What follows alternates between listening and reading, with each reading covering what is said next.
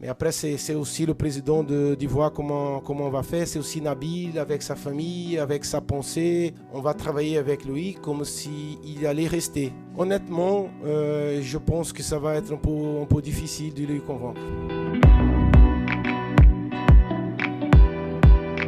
Salut à tous, bienvenue dans la quotidienne Mercato. Il est pas serein notre ami Juninho quand il évoque l'avenir de Nabil Fekir. Ça va être dur de retenir le capitaine lyonnais, lui qui a failli rejoindre Liverpool la saison dernière. Et bah là ce sera sans doute l'un des feuilletons de l'été. Et d'ailleurs Mundo Deportivo parle aujourd'hui d'un intérêt du Betis Séville en cas de départ de Giovanni Lo Celso. Et c'est même notre question du jour, est-ce qu'un transfert vers l'Espagne serait une bonne idée pour le Lyonnais dans une équipe aussi joueuse que le Betis, On a vu le bien que ça a fait à Lo Celso. Est-ce que ce sera la même pour Fekir et sinon, où est-ce que vous le voyez tout simplement la saison prochaine? 2 commentaires seront sélectionnés lundi. Le feuilleton Andersen lui a pris fin aujourd'hui, Ça y est, le défenseur central danois s'est engagé avec l'OL, montant du transfert 30 millions d'euros bonus compris. Il s'agit de la 5e recrue lyonnaise dans ce mercato estival, après Jean-Lucas, Tatarusanu, Thiago Mendes et Youssouf Koné.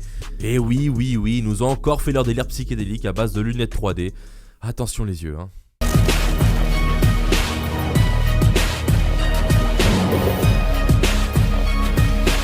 Le feuilleton Neymar, quant à lui, n'est pas prêt de s'arrêter, loin de là. Aujourd'hui, c'est le grand Xavi qui s'est prononcé sur l'éventuel retour du Brésilien en Catalogne. Et pour l'ancien capitaine du Barça, c'est clair, ce serait un transfert incroyable, même s'il reste tout de même assez sceptique.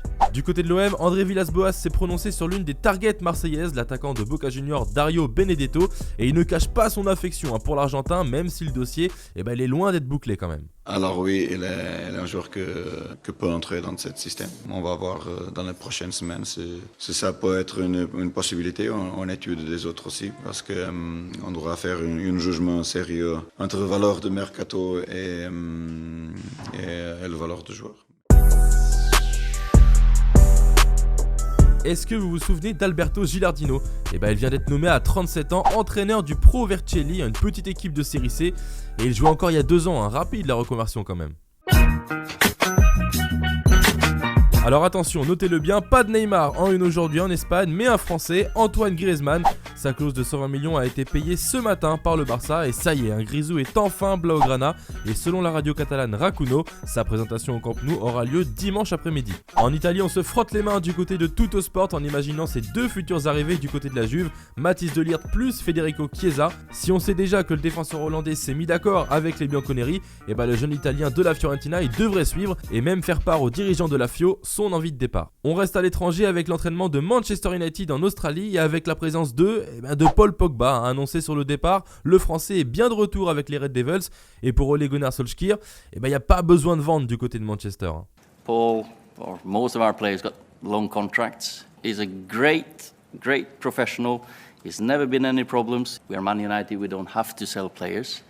Hier, Lucas vous demandait si l'OL réalisait le mercato parfait pour la saison à venir. Et selon toi, Mathis, c'est un mercato correct mais assez décevant. Avec les grosses ventes de Ndombele et de Ferland Mendy, Lyon pourrait faire venir de vrais stars, même si tu reconnais quand même que Lyon aime faire éclore de jeunes joueurs. Quant à toi, G-Stadium Lyon, le mercato a bien commencé, mais il manque un milieu relayeur expérimenté pour remplacer Ndombele. Bon, le mercato est loin d'être fini, patience. Christopher Nkunku devrait bientôt s'envoler pour l'Allemagne. Le jeune parisien devrait rejoindre le Red Bull Leipzig contre une somme avoisinant les 15 millions d'euros. Toujours de la France vers l'Allemagne, le niçois Malang Sarr intéresserait fortement le Borussia Mönchengladbach. Selon Bild, une offre de 20 millions d'euros pourrait bientôt être formulée. En Espagne, c'est la chute libre pour Gareth Bale. Selon Transfermarkt, le Gallois, qui était encore estimé à 80 millions d'euros il y a 1 an, aujourd'hui il vaudrait plus que 60 millions d'euros. Voilà, alors si le Real veut l'utiliser comme monnaie d'échange pour Pogba, faudra un peu mettre la main à la poche quand même. Allez, c'est la fin de cette quotidienne Mercato. Merci à toutes et à tous de nous avoir suivis. N'hésitez pas à mettre un petit like sur la vidéo et à vous abonner si ce n'est pas déjà fait, bien sûr. Quant à nous, on se quitte avec un flashback Mercato. Il y a 9 ans, jour pour jour, Néné débarquait au Paris Saint-Germain en provenance de Monaco. 3 petites saisons dans la capitale pour le Brésilien et un respect gagné par tous les supporters parisiens. La quotidienne Mercato revient lundi. En attendant, passez un bon week-end. Prenez soin de vous. Salut!